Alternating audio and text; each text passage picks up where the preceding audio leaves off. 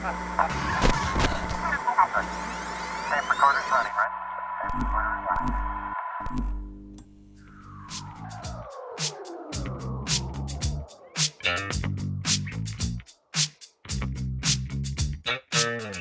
Lance. Hey, Brett. How are you? Let's go, man. It's going great. It's good to see you. It's been a while. It has been a little while. Yeah, I was out on PTO. You were out on PTO.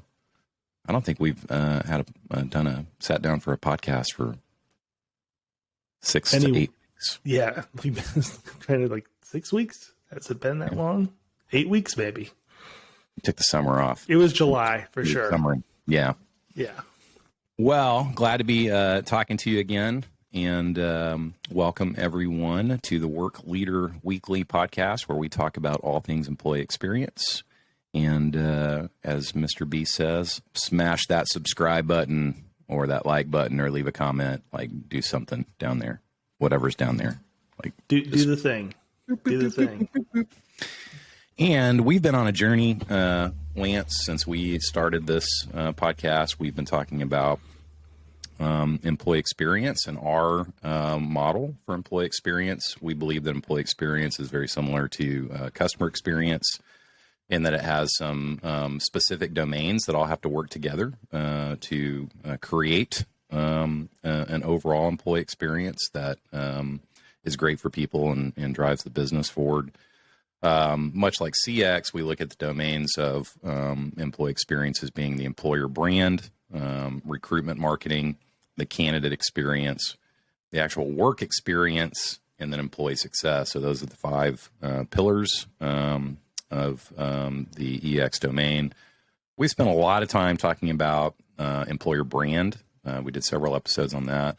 And we spent a lot of time talking about recruitment marketing, and had some I love that no matter what you talk about in employee experience, there's always something going on in the world that gives you a great opportunity to talk about. So much things. Every day.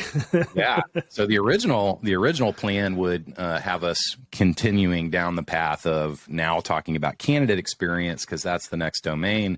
But we haven't talked in so long, and there's so much stuff going on from an EX perspective out there in the world that I think you and I, both agree that just talking a little bit about what the hell is going on out there in the world.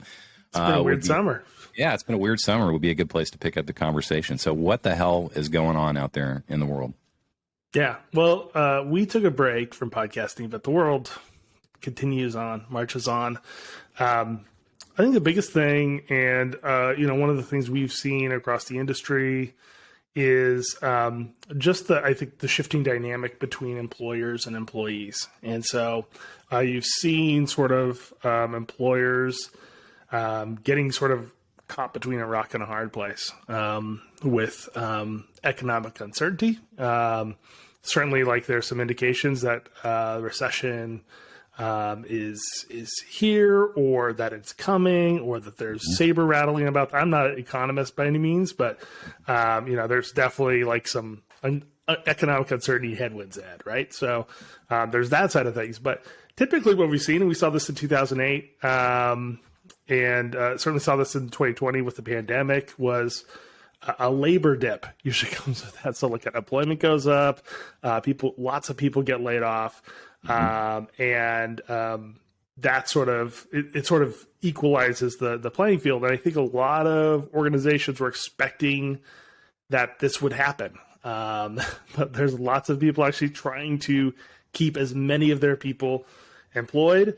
Unemployment is still at record low levels, something like 3.5%. A lot of that is driven by, some lower workforce participation rates, which we've covered in some of the past issues of Work Leader Weekly newsletter.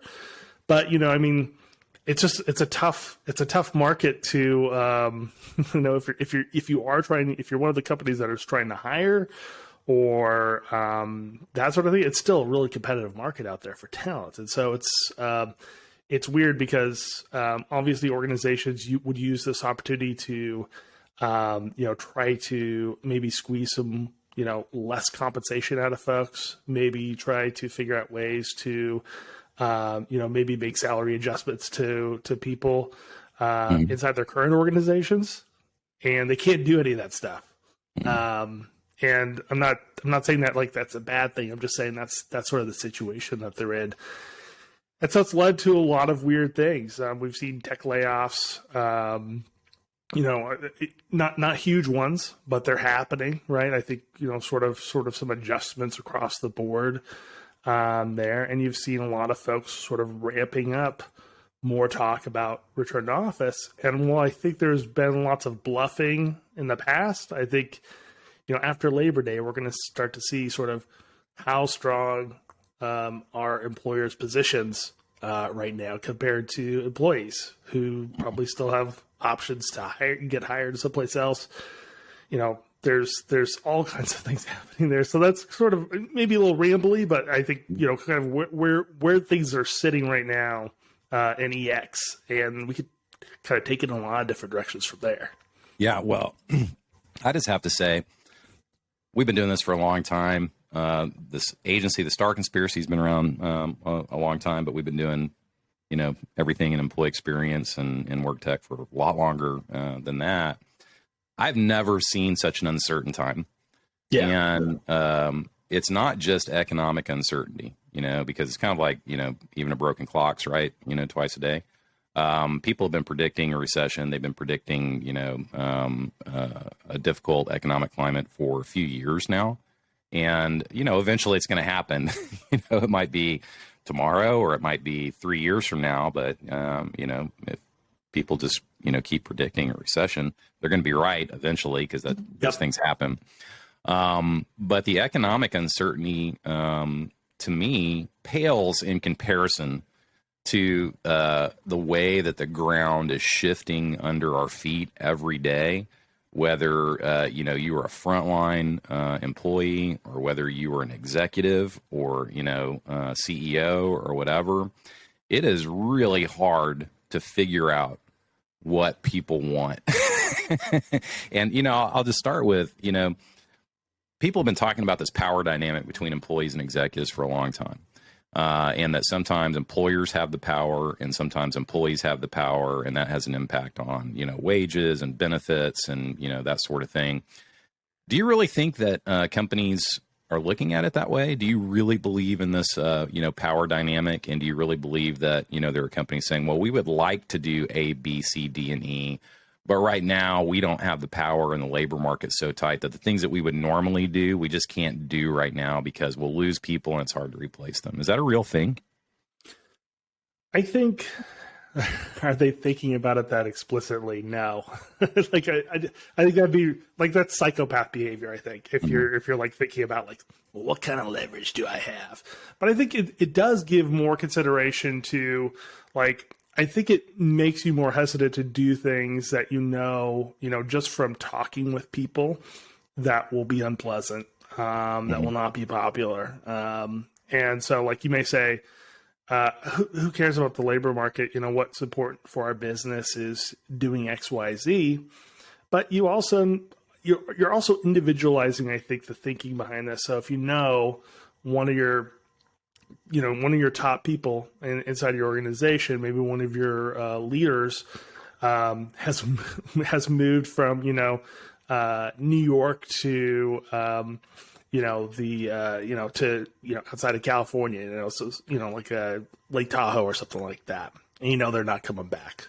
So if you get rid of them, they will find another job, maybe at one of your competitors, and so you start looking at these strict edicts and you start softening them because you see what the individual impacts will be. I think one of the things that I've known just from talking with lots of people who are talking about their own return to office stories, whether it's hybrid, whether it's full-time, that sort of thing, is that everybody's situation is really unique. And so, if you get 12 people, you get 12 preferences for what they would like their return to office to be like. For some folks, that's not going to be anything at all. For some folks, that's going to be a couple days a week, maybe sets, maybe it's different days. And so you've got to your point, if you're a workforce leader, if you're a work leader, it's a real challenging time because there's some concrete restraints like, commercial real estate that you have access to, locations that you have, technologies you have. And then there's a bunch of just sort of floating challenges like people. And that's the real uncertainty right there. So, you could probably demand more from employees now. Do you want to risk that right now?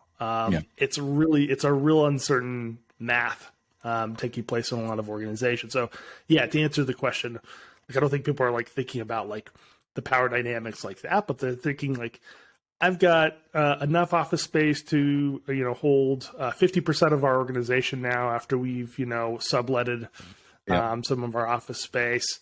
I know we've got people in all kinds of different situations, but we need some more definition around sort of what does work look like.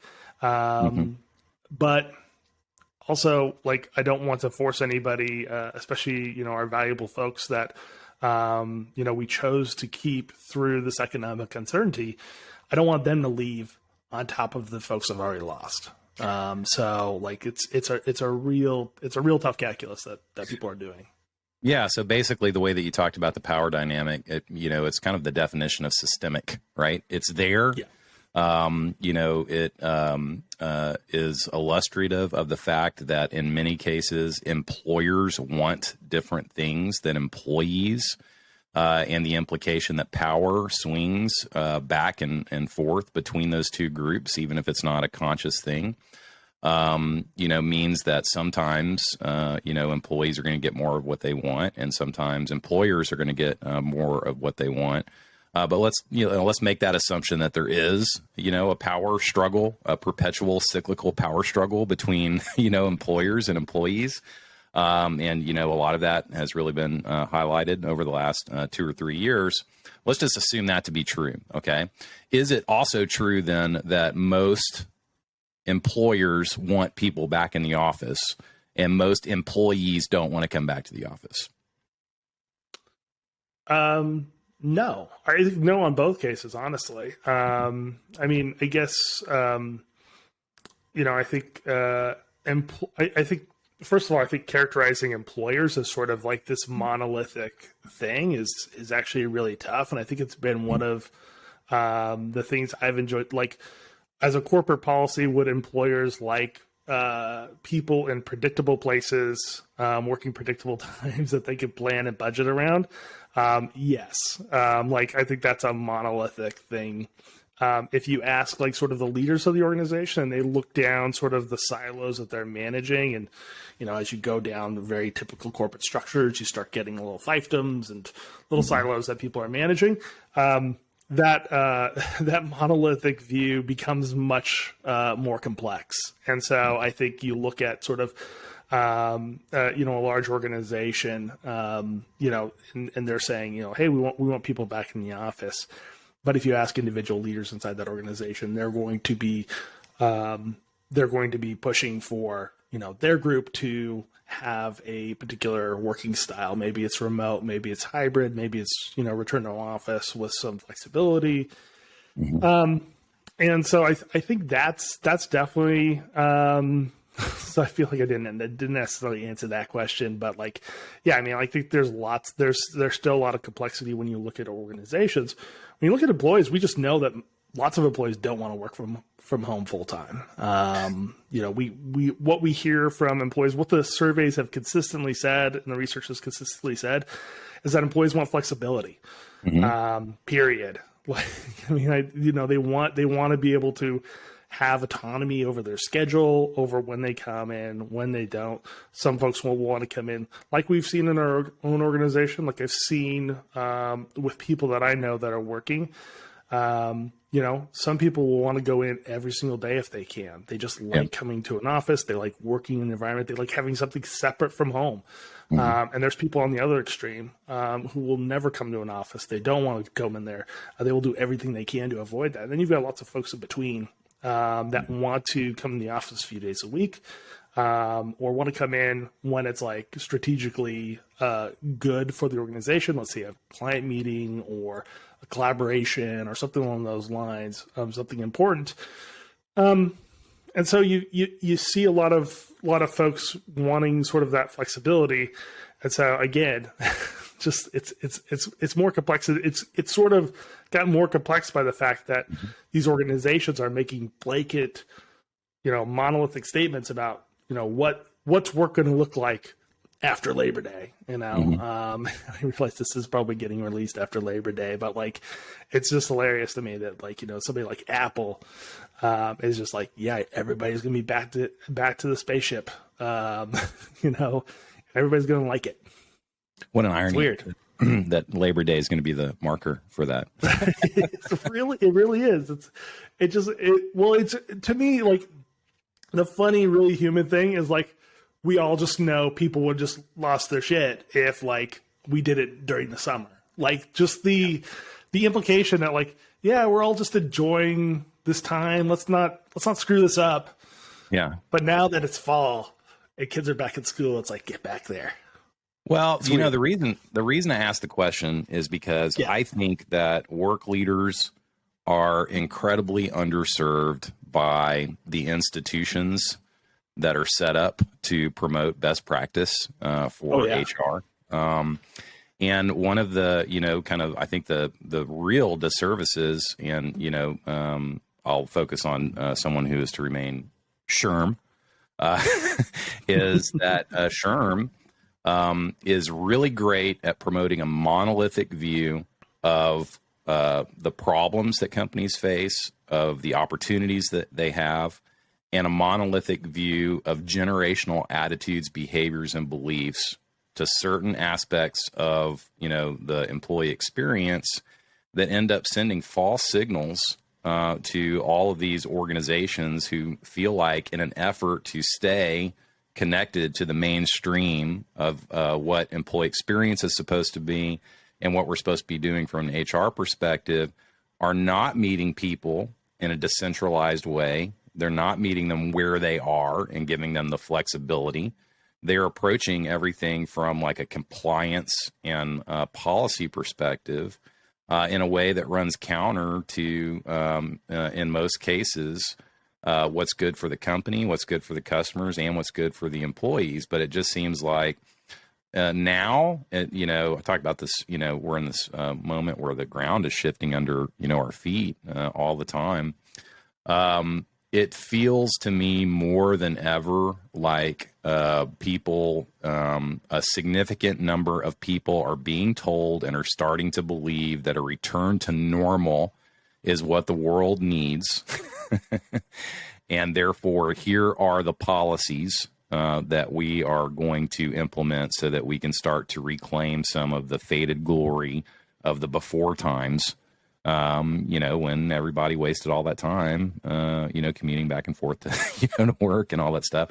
But I do think that it's important, to kind of have the conversation about the fact that there is no single solution for all companies. There's no single solution for all people inside a company. And that flexibility can't just be like, one of those, messaging pillars that you can put in your employer value proposition and then offer absolutely no flexibility whatsoever. It actually has to be a real thing. And I think, kind of to bring it home to just, just a multitude of experiences that we've been having over the last 3 years, is that even when companies are taking monolithic positions on sociopolitical issues, when they're taking monolithic positions on, this, that, or the other, right? Whether it's a return to work policy, whether it's whatever, from a DE&I perspective, there is still a great othering going on, right? And it's just a question of who gets put, who gets othered. I think that, what I've seen a lot of recently is the desire to just wrap everything up in a nice little package, and have some very simple policies that are very evenly distributed across everyone, and then the same way, because there's so much fatigue associated with meeting people's need for flexibility and the systems that can support it, and the calories that get burned from a leadership perspective and an individual perspective. And I think now that we're, a lot of people have felt like, well, everyone's pretty much got COVID at this point, and we're probably getting closer to a potential return to normal, whatever that looks like, than we've been since this whole thing started. And I think people are tired, and they just want to, have some easy decisions to make. Does that make sense? Yeah. Totally makes sense. Yeah, I think it's interesting to me because this whole idea of like return to normal, I think if you look back at like May 2020, I think like everybody just would have been just so happy. Like if you just reverse course to January 2020 and just let's go right back to that. Like everybody would be super happy with that. But like at some point between that, like the initial shock and awe of the pandemic and like all the changes that brought, and then to somewhere now, something happened like where I think that like putting that genie back in the bottle, closing Pandora's box, whatever you call it, just not going to work. Like, I mean, I think there's going to be some of that. Because some companies are going to try their hardest, and they may have the political capital or will to just deal with that. I mean, like Jamie Dimon from JP Morgan Chase, I mean, is hard and heavy on this. Somebody who is like advocated for, stakeholder capitalism and, that sort of thing. He is like, we're getting people back to the office. He's doubled down, tripled down, quadrupled down on this idea. And so there's definitely some people there. I think to your point, I mean, that's maybe not the worst thing in the world. The more troubling thing is things like a new term, which I don't hate, but I'm going to use it anyway. Flex washing. Just basically saying, yeah, we're good, we're flexible, we've got these things, but like what when it comes to reality, it's not that flexible. So it's really sort of just like trying to sell people on flexibility when that's really not what you want to do.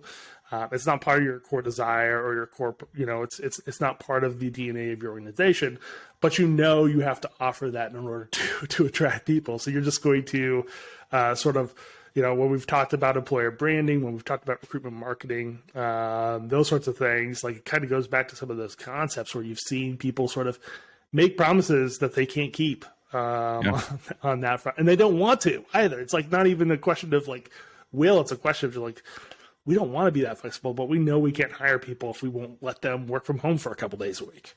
Yeah. And by the way, you can work from home for a couple of days a week, but the other 4 people who are going to be in the meeting with you, we're all going to be in a conference room together, and you're going to be joining from home on your device. And, you're going to be othered in the context of that meeting. And so it's like, okay, this notion of flex washing is real because, and we've encountered this for years, right? It's like, you can say that you have unlimited PTO like us, right? And, I get a wide range of responses from folks when I tell them we have unlimited PTO.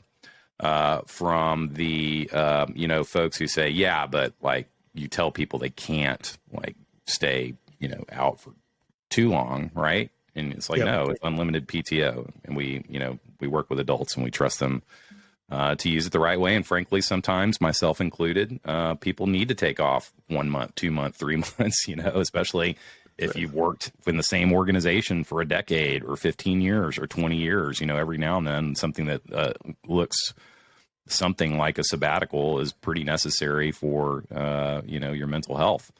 And there's just been like a series, and then some people will say, well, yeah, that's a great way to not have to pay for unused PTO. Yeah, so those are the real cynical people, right? It's like, okay, yeah, so you must save a lot of money by giving, everyone unlimited PTO. It's like, no, that's not. So the intent has to be there, right? That's right. And so you can benefits wash too, where you're like, yeah, we have unlimited pay time off. We do this, we do that, and we do the other. And then in practice, there are so many cultural cues where, that benefit is not actually supported, that it ends up not being a real thing.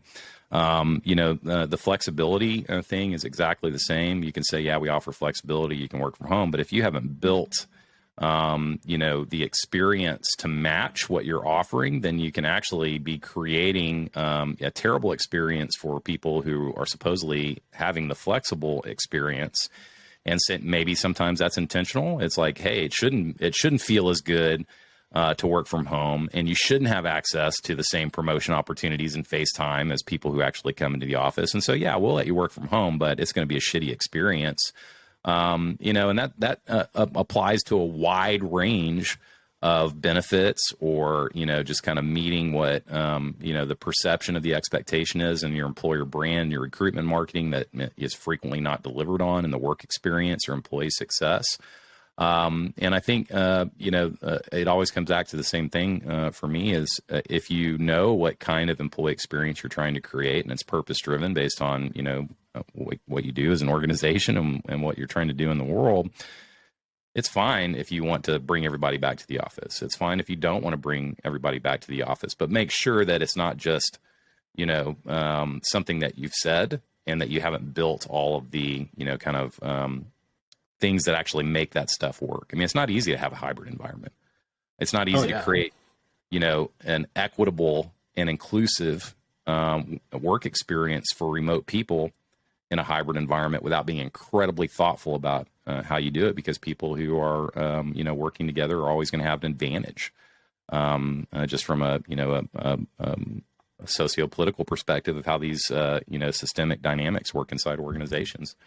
But, another example, and I'll shut up, but another example is,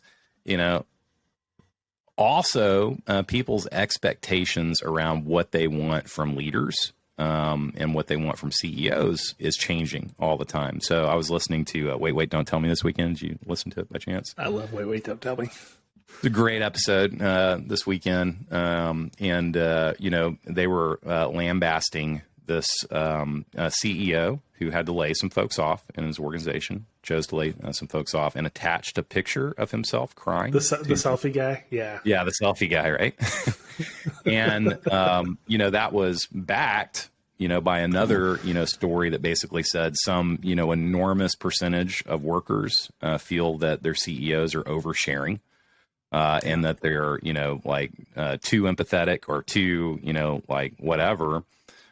During the pandemic, it was almost like, we had all these phrases like the yoga CEOs and the, it's like there was a real premium put on leadership that came along with empathy and with, kind of sharing in, kind of the human condition that we were experiencing.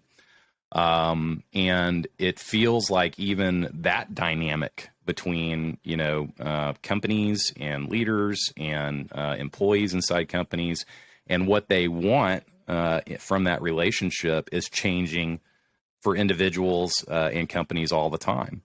And, it feels like it's really hard, like, oh, poor me, poor CEO, Brett, it's like, it's like, which one am I supposed to be? Am I supposed to be a hard ass leader that, gives everyone a real sense of confidence that,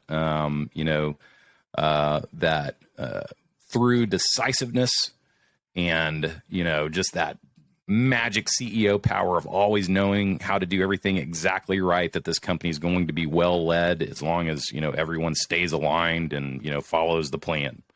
Or the empathetic, CEO who, overshares and engage, which I've always been a guy who overshares and, engages on an individual level. We know, Brad. We know. Yeah, that was not a strategy. That's just who I am. So it feels like what people want is also changing. And I don't mean like in a big, like monolithic way. I think people just don't, what they want one week is different than what they want next week. And it seems super contextualized based on whatever's happening in the world that week. And I'll tell you right now, from a leader perspective, from a work leader perspective, I'm just as confused about how to lead people as I think people are confused about what they want from leadership. And I think we're all just trying to like figure it out. And, hopefully along the way, you just don't do something really, really, really stupid, right? And end up on, wait, don't tell me. Yeah. Don't take a selfie of yourself crying after layoff if you're a CEO. So I wouldn't expect that. Yeah, I mean, it is tough. I mean, and I think it's one of the taboo topics that are out there is just how the struggles of leaders, because obviously it's super easy and super actually right, I think, to empathize with folks who are going through layoffs and that sort of thing. I think that's exactly right. I think that's exactly what we should be putting emphasis on, but also doesn't fix the problem of like, how do work leaders actually deal with these changing expectations without making it sound like we feel like overly terrible for these folks? It's just like we want what we know about leadership is that more effective leadership, better leadership there makes it a better experience for everybody. Like, so like if we're not doing it, and don't take any offense to this, Brett, but we're not doing it for your benefit. But like if you're a more effective leader, not saying woe is you, but like if you're a more effective leader, then that makes the experience better for everybody. I think to your point, the challenging thing is like, how do we talk about this without making it seem like this weird taboo topic? But also, like, how do we focus more on just like the right outcomes from that discussion? And so, yes, seen a lot of things about oversharing, about empathy, and like what's the right amount. It is contextual to that. I think what we know and what we've talked about a lot, and I think it still applies here too, is do you know you and your as a leader, do you know you and your organization's sense of purpose? Are you going to use that to guide you as an organization? Are you use are the values that you put into place inside your organization, are those decoration for your boardroom, or are they something that you live and go by? So I think we go back to some of those foundational pieces, and you can see a lot of organizations, whenever they go through those challenges, if they don't believe in their purpose, they don't believe in their vision, they don't believe in their values, well, they really screw things up. And, even those who are trying to live those every day, if you're seeing that effort from leaders, even if you screw it up, there's lots of things that we could screw up in the workplace. You get more chances to get it right. And I think the expectation of perfection is just way too much for a lot of work leaders. Nobody's going to get this 100% right all the time. But like what I've seen time and time again is leaders trying, and they are making improvements every single time they do something, then, they're going to get the benefit of the doubt. And we've all worked in organizations too long, that have not had that. Like you've had just the hard ass manager that doesn't care, that never adjusts their approach, that never takes feedback. And that's a miserable place to be, right? So that's sort of where my head's at on that. I think we just need to get comfortable talking about those issues. And I know, like within HR circles, things like the right way to do a layoff, the right way to deal with, like a difficult situation like harassment or workplace misconduct. Those aren't like taboo topics, and like, so being able to like talk and commiserate with like workplace leaders and say like, oh, this is terrible. This did not go well. Like what, like, and I felt like shit and I drank, for a week. How do I not do that again? Like that sucked. It's not taboo there, but it's like taboo everywhere else. And if you publish anything about it, like people are like, oh yes, feel so bad for the, the Grim Reaper. Like just kind of like, if that Grim Reaper was better, I'm not calling him that, but I mean, like, if that situation was better, it's great. It's better for everybody. So let's like take the taboo off and let's sort of like talk about this stuff like adults.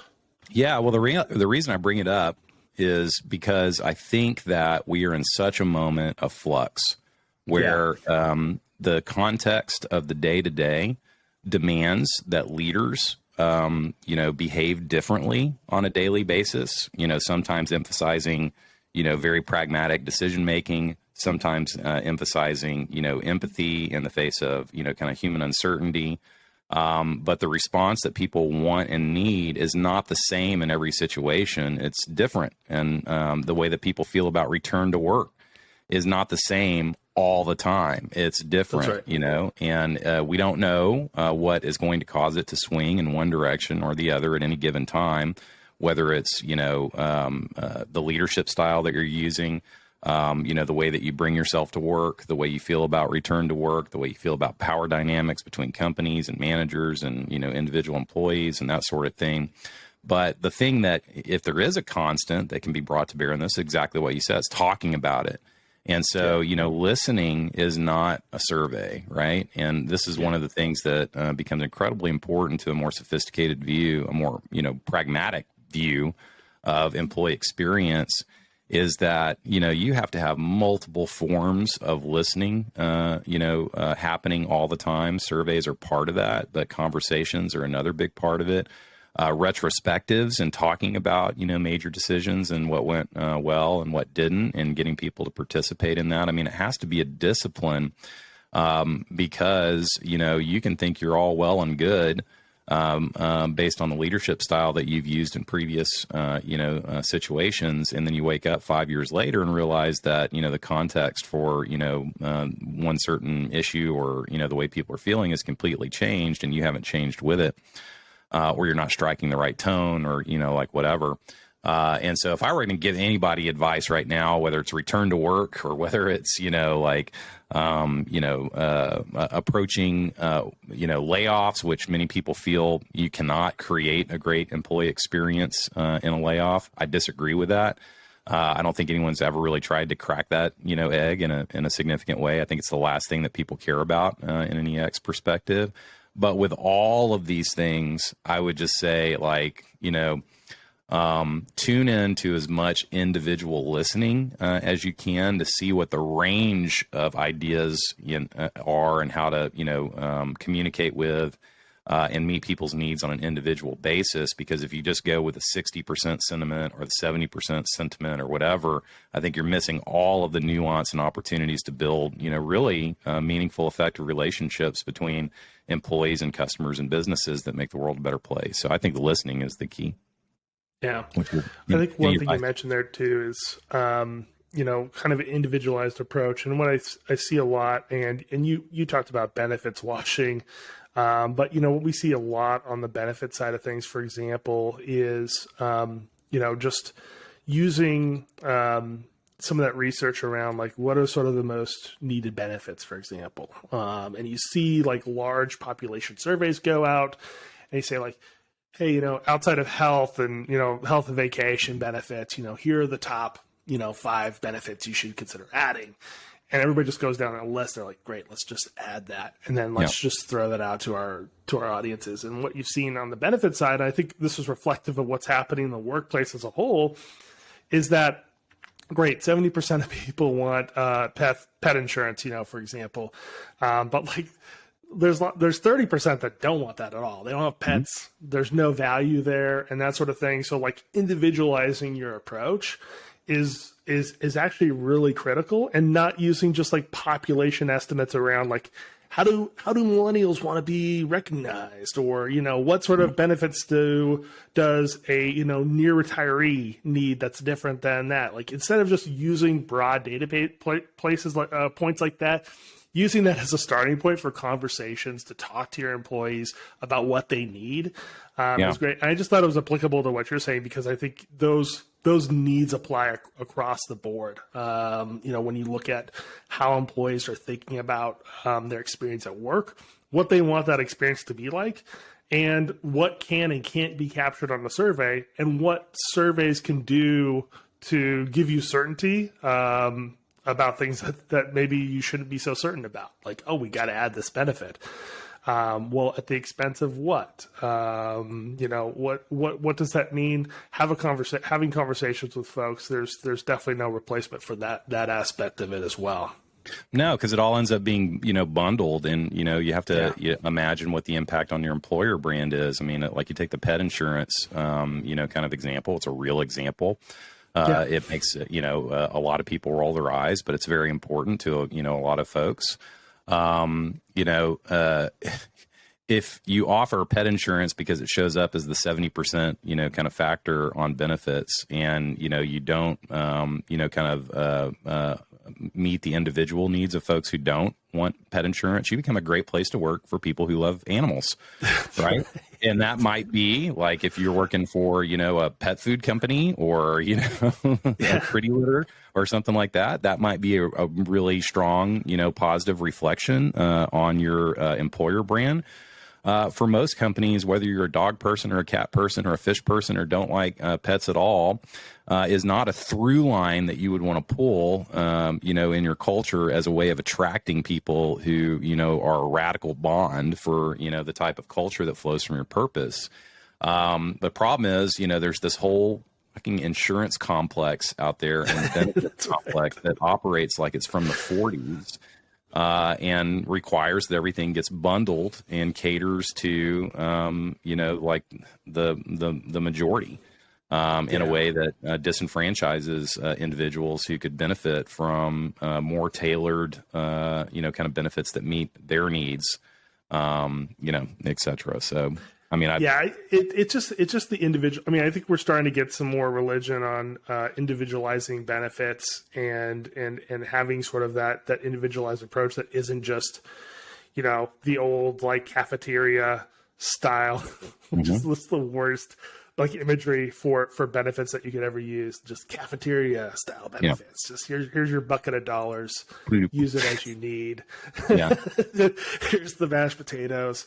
That sort of thing. Yeah, it's just it's we don't apply that to the leadership equation like very as frequently, and so I'd like to see us do that more as a whole, because I think that's where we get a lot of things. And so like when we see organizations to give like having leadership seminars, they're like, hey, millennials like to be given praise like every single day. Like make sure you're reaching out to your millennials and giving them praise or, contacting them. Let me tell you, if you or Steve Smith or anybody was reaching out to me like every day, I would be wondering like, what am I doing wrong? Did I screw up? I would be serious because I'm a millennial. So like, I mean, like, but like, if you sort of apply these, like, hey, 60% of millennials like to hear from their bosses every single day and know that they're doing a job or get feedback, you're not really individualizing that approach. And so like, that's one of the things that's really challenging about like saying what's a good CEO. Cause I think is what's a good CEO for the moment as a macro view, but also what's a good CEO or leader, at the individual level, and what does that mean? So I think it's just become, I don't know if it's gotten more complicated, but it's just like we've got a lot more data to show like, oh, this isn't like something that's easy or something that's just like straightforward. Yeah. It's definitely gotten more complicated. I mean, like it is just 100%, 1,000% gotten more complicated. You don't think this is just a matter of like, we've just got more data on like what people actually want? Because if you look back like 20 years, do you think like people's expectations have changed significantly, or just that like they're in an environment now where they see like what other people can do, or they're getting actual like people are actually asking questions about people's employee experience in a way that makes sense? I don't know. I think it's all of the above. And it's definitely some of both. Yeah. Yeah, but I would just say that something very special and unexpected and anomalous happened in 2020, where this pandemic struck, and there was a complete. So this is my theory, and there was a complete vacuum of leadership at the government level around the world, not just in the United States, but around the world. I don't blame, anyone for it. I don't blame countries for it because, I mean, it's like yeah, we should all be prepared for, a once in a century pandemic. We weren't. It's like federal, state, county, local, et cetera. There's a lot of, stuff to coordinate. We didn't know. There was a time when there were no vaccines, et cetera, et cetera. And so I think at that moment, employees needed companies to fill a broader role than they had prior to the pandemic, which is to set a true north around how we were going to live our lives and move forward, working together, right? And I think that changed the calculus during that period a little bit of what people expect from companies and from company owners and from company leadership in terms of the things that, they should be providing guidance on, and things that they should be litigating a lot of times, because, it was up to business owners and small companies like ours to say, yes, we're going to demand vaccines, or no, we're not going to demand vaccines. And, yes, we're going to require that people, take their temperature before they come into the office, or no. And this, all that stuff was left up to companies. And if the company didn't have a plan, then the leaders fell short in the estimation of the employees, because there was a vacuum everywhere else about where we're supposed to get information, how accurate it was. Keep going, and shit just kept unwinding, right? Yeah. And, it became just more of a reflexive expectation that companies were going to be responsible for, and leaders were going to be responsible for a lot more than the effective operation of the business or the employee experience within that narrow frame. And so, and now I think it's going in the other direction a little bit, and people want companies to stop taking, positions on certain socio-political issues, and they want, leaders to be less sympathetic, or, at least less, what is perceived as inauthentic about their, empathetic approach to human issues. So I think that it's become complex in a way that is like, it's almost like James Carville back in the day, who said, it's the economy, stupid. It's the fucking pandemic, stupid. Like, all of this uncertainty, economic, relationship, what the power dynamic between employers and employees, the tension, like every layer of society, it's the pandemic. And I think that we've got a lot of healing to do, and we've got a lot of, finding our footing to do before we even understand. I've been saying this for a long time, but I still believe it. I still feel lost myself in a lot of situations. We have a lot of work to do before we figured out what we've been through, and before we can find our footing again. So yeah, I think it's more complex. Makes sense. If you care. It's more complex. Yeah. You are a human. And so, but I like that theory. I think you can kind of look at the pandemic as sort of like, I don't know, I'll date myself a little bit here, but if you look at the Pac-Man board, you just basically take away all the boundaries and just sort of reset those like sort of very familiar paths. If you've ever, played it for any number of time, you kind of like memorize how things work. There's boundaries in place. There's rules to the game. Yeah. And if you take out just the walls, which I think the pandemic did, and start just rebuilding it kind of on the fly, there's definitely more complexity there. Well, I think that's where we're at. I think we're sort of reshaping those norms and that sort of thing. And that's why we're not going to go back to January 2020. I just we're not going to recreate that board the same way. I don't think we would, even if, I think if we had the chance. So I think even people that kind of do want to go back to that don't realize what they would like give up by doing that. No, and honestly, the last thing, then we can wrap up for this session. It was a true force de majeure. People talk about force de majeure. This was a true force de majeure, and it made everything a little bit shittier. It made everything a lot shittier at first, and now it's made everything a little bit shittier. But because it was a force de majeure, no one has anyone to blame, and we want.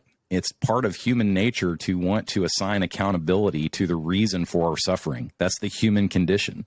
And in the absence of a reason for our suffering, the pandemic and so many layers of society have become layered with socio-political intent and content, as if one group, because of their value system, created all the negative outcomes associated with the force majeure, or the other group did.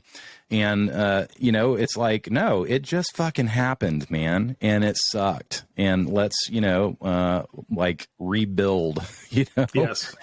in a way where we can be kind to each other, again. And so I do think it's the pandemic. I think the pandemic is, driving everything from increases in gun violence to increases in crime in urban areas, to increase in political violence, to, global conflict, to, et cetera, et cetera, et cetera.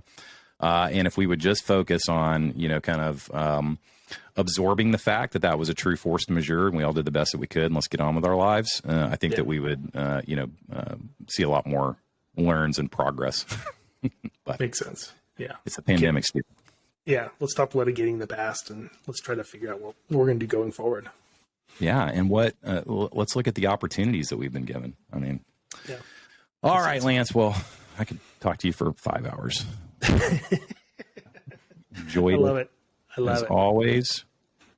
Let's do it again next week. Let's do it. Later, man. See you.